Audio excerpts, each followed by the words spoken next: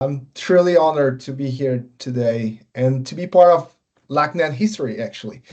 I'm excited and humble about building something bigger than myself and with a genuine purpose. This is such a privilege. But before we begin, let's introduce our distinguished panelists, and that's why we switched to English now. For the first panelist is Izzat-Begum B. Rajan. He's a senior advisor with 25 years of experience in international regulatory, legal, financial, and tax matters related to emerging technologies. He's a board member at INATBA, the International Association of Trusted Blockchain Applications. She leads strategic advisory at INATBA Partners, and since January 2025, it's a partner at Mosaic Legal, which operates in Latin America, Europe, and Asia. And last but not least, Fabio Araujo, telecommunications engineer and PhD in economics. He has been working at Banco Central do Brasil, or Central Bank of Brazil, since 1998. He played a key role in implementing Brazil's inflation targeting regime and advising monetary policy. But currently, he leads the development of Drex, the digital Brazilian real. So, as you already know, it's a CBDC Fireside Chat, but let me frame our conversation now. I'm hearing some back noise. So we'll discuss in this short conversation how tokenization of the economy can drive financial inclusion and economic integration through CBDCs. So without further ado, and again, thank you, Fabio, thank you, Izzat-Begum. I will start with this first topic, that is tokenization and economic of the economy and financial inclusion. And we start asking for you the question for you, Izzat-Begum. How can the tokenization of real-world assets, RWAs, such as commodities and financial instruments, create new pathways for financial inclusion, particularly in underserved markets? So I pass over to you, Izzat-Begum. Welcome. Thank you very much, Nayam, and thank you to everyone for bearing with us as we're speaking in English in a call for Latin America. So, hola, buenos dias, buenas tardes to everybody. I'm sorry, that's the only Spanish that I can speak today. Thank you for your question. I think for everybody to be brought on the same level of information, tokenization means affordability thanks to the fractionalization of ownership of real world assets, which means that a phone like this can be owned by 5 or 10 people if they can't afford one human being owning the phone. If we decide to have a digital representation of the phone in the shape of a token issued on the blockchain, and then 10 individuals can own it, let's say a village, for instance, somewhere, or a group of farmers. So you can hear in the example that I have used already that you can access a smartphone for small communities to have access to information, for instance, about weather forecast, to know whether there is a drought coming their way or whether there are locusts that we know of in East Africa, where I'm from, for instance. And so that can help have access to information in a different way, but also have access to assets at a lower costs than what if it were for regular people. If we take the example of real estate, I think there are many different ways of doing that. You can, of course, fractionalize. So issue a token that is the digital representation of your real assets, so a house, for instance, but you can fractionalize that so that 100 human beings can have access to the same property and then take turn in what we call sharing and sharing time basis. The other way of doing it is to fractionalize or to tokenize the financing of the real estate. And when it comes to the key builders and the key stakeholders of that ecosystem on a specific project that I have structured in Mozambique, is to tokenize the financing so that access to financing for real estate developers is easy. And then when they build the housing units, they can extend access to that through lease to own which means that the tenants pay a certain amount, which can be like a rent over a period of 5 or 10 years, and then have the option to own their property. And because of the tokenization of the funding becomes accessible, lower cost, faster liquidity, so that they can have access to building materials to be able to build those houses. And you can have a look at the project. It's called Empower. And they're doing great work in Mozambique and in other jurisdictions in Africa. But perhaps we can hear more from my co-panelist. Also, thank you, Izzat-Begum. Now switching to you, Fabio. We know that Drex is being designed as a platform that enables the tokenization of financial assets through regulated entities. So how will this infrastructure support the development of a more inclusive financial system in Brazil? And welcome. Thank you. Well, thank you, Nayam, for the opportunity to speak here. I think that LACChain and LACNet are a huge opportunity for the region.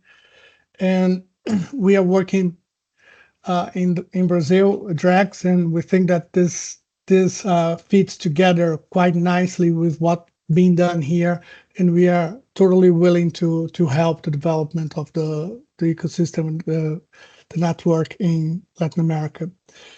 Well, I would like to start by saying the state that we are in on Drex right now. We are testing a platform that is very similar to LACChain platform. It's a Hyperledger Besu platform. We have the participation of the Brazilian financial market. There are 16 groups comprising more than 70 companies, large banks, small banks, non-bank PSPs, credit unions, and all sorts of participants of the market. The market is quite interested and excited about the project. And when we started the project, we defined the drive to enhance the financial inclusion of the Brazilian economy, because we've seen a recent example here in Brazil that there was Pix, where we were able to interoperate an ecosystem of fintechs to provide services for a large part of the Brazilian population. We had already this fintechs being evolved since 2013, but when we provided a digital public infrastructure, Pix, to say so, we noticed that the adoption and the possibilities for new business models were huge. And in that same way, we think that digital assets technology or blockchain technology, DLT, is a possibility to bring financial services in a cheaper way and more accessible way for the population. And I think that it's very important to stress that this works for both sides of the market, the sell side and the buy side. If you are providing services and you have a standardized platform for entering the market, once you have entered the market with a fintech, with a specific niche, you can work up the ladder and try to provide other services to the population. And that's huge for the competition in the market and for reducing the costs for innovation and for bringing new bodies into the market. On the buy side, on the consumer side, we've seen some tokenization projects that have cut the fixed cost by around 50 to 60% according to the numbers that we have. And that has allowed the viable ticket to go from 50 million reais to a million reais or 500,000 reais. Then something that you needed to have a large project, then it would just serve a large company, now can be accessed by a small company. And with a standardized platform, this can reach other parties in the market. Then it's very exciting to see this opportunity here and to take part in the development of the ecosystem here in Latin America. That's awesome. Thank you, Fabio. And well, I would switch to another topic. There is CBDCs and economic integration, and I would like to go on and explore your point of view, Fabio. Since the Drex is it's seen as part of Brazil's broader digital public infrastructure, like PIX, it's a building block of this new digital economy. So, how does this architecture enable a more efficient and integrated tokenized economy? And more importantly, what lessons can other countries learn from Brazil's approach? Oh, I think that we are all learning together. This is all very new for central banks and for governments in general. We have this digital identity initiative here in Brazil. We have the Rede Brasil blockchain, the Brazilian blockchain network that was built with the help of LACChain. We have blockchain infrastructure being built for the real estate market, for other markets as vehicles. Then we have seen this ecosystem of digital environments or digital assets environments or blockchain environments growing very fast here in Brazil. And it's important to have these services to help to integrate them.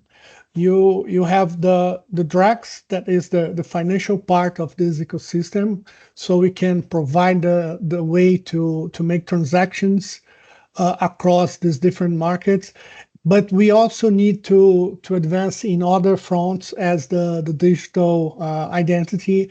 I think that verifiable credentials are a thing that is very important for the evolution of the market, because one of the most important aspects of this technology is the possibility to compose services provided by different parties that through smart contracts, and each smart contract needs to check some sort of credentials to make sure that the transaction has integrity.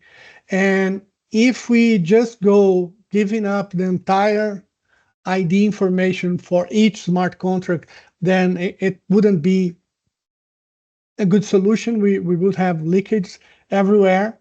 It's best to test verifiable credentials to make sure that the transactions are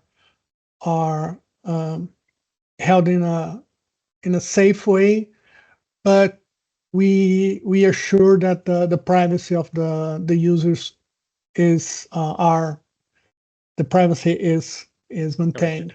And I think that this infrastructure is very this same sort of infrastructure that I'm talking in Brazil, this way to connect markets, way to connect networks. I think that LACChain has a great opportunity if they, together with the countries in the region, take this place to try to connect the different networks in the region, different CBDC projects, different digital identity projects. I think that's a great opportunity for all of us. Thank you. That's a great insight, Fabio. Thank you very much. That's awesome. And just to finalize, before we wrap up here the panel, the final question for Izzat-Begum, it's from a global policy perspective, Izzat-Begum. How can tokenized financial ecosystem supported by CBDCs, of course, enable more efficient cross-border transactions and foster economic cooperation between emerging markets? Thank you very much for this important question. I'll give you a boring answer first, and then I'll give you a bit more of a colorful answer to this. The boring answer is, of course, you have to use the trade routes to be able to leverage, I would say, blockchain technology, but use the features of blockchain technology and its promise of economic empowerment of countries, governments, regions, citizens, and that come together with transparency, mutability, traceability being at the heart of the systems that need to be interoperable. And I think standardization, as Ishmael referred to earlier, is important. Interoperability, many of our distinguished speakers referred to that earlier during the call. And I think all those things need to come together for me through global standardization, but also agreement from A to B when you have a transaction between 2 points, and ecosystems at point A and ecosystem at point B that can talk to each other from the legal perspective. So investments treaty, for instance, like the one between the EU and the Mercosur under discussion and finalization currently, for instance. And these are great opportunities. But I think where, for me, there's a triple win, one for the government, two for the individuals, and three globally, and I would say for emerging markets in particular, with all the intensity of the global economic political changes that are happening right now, I would like to go back to the essence of blockchain. It carries a promise, and that is the beginning of my colorful answer to your question. I think it carries the promise for emerging market governments to go, as we have seen in Africa, for instance, from cash-based to mobile money and make a shift in less than a decade. I think the shift between cash or mobile money to blockchain-based and CBDCs will help the largely unbanked population in the Southern Hemisphere. That's number one. So that's a first win for the economic empowerment of the citizens, because the proportions are staggering. 50% of the population in Africa is unbanked. About 40% in Latin America is unbanked. And the numbers in the Northern Hemisphere are not good either. In the US, it's about 20% of underbanked or unbanked people, and it's about 10% in Europe. So, we can give lessons to everybody, but we have no lessons to give as Europeans. So economic empowerment of citizens, number one. From the government's perspective, getting on with a CBDC, issuing it, upgrading the systems means that that government and that economy is no longer going to be the target of FATF, to be put on gray list or black lists, because it's an immediate improvement of AML/TF type of legislation. So anti-money laundering and terrorism financing type of legislation, because CBDC is transparency, immutability, traceability of funds. And CBDCs will allow access to banking system, financial systems at almost no cost for the citizens, but also an upgrade, significant upgrade of the legislation and the infrastructure of payment systems for the governments. So to increase their sustainability and stability of their financial systems. And for me, lastly, I think it's unlocking power and trade for Southern Hemisphere regions. I think it's grossly overlooked that we could have trade between Africa and Latin America. The routes are no longer inaccessible, and I think it's pointless for vessels, cargo vessels, to go from Europe to Africa, back to Europe, to South America, back to North America. I mean, why go to North America and Europe when you can go directly from Africa to Latin America? I think there's so much more that we can do in terms of cooperation, trade, training, access to education, access to healthcare, access to anything and everything. And I think that is also a promise that we can hope that will unfold for us and for our kids through blockchain and the implementation of that kind of technologies. Thank you very much for your attention. No, thank you, Izzat-Begum. And once again, thank you both, Fabio and Izzat-Begum, for your insightful considerations. We wrap up here. This is just a starting point, since the LACChain LACNet and IDB Lab is preparing, and that's why we are firing those kind of questions. We're gonna lead this discussion in the LAC region. So back to you, Blanca. Thank you very much.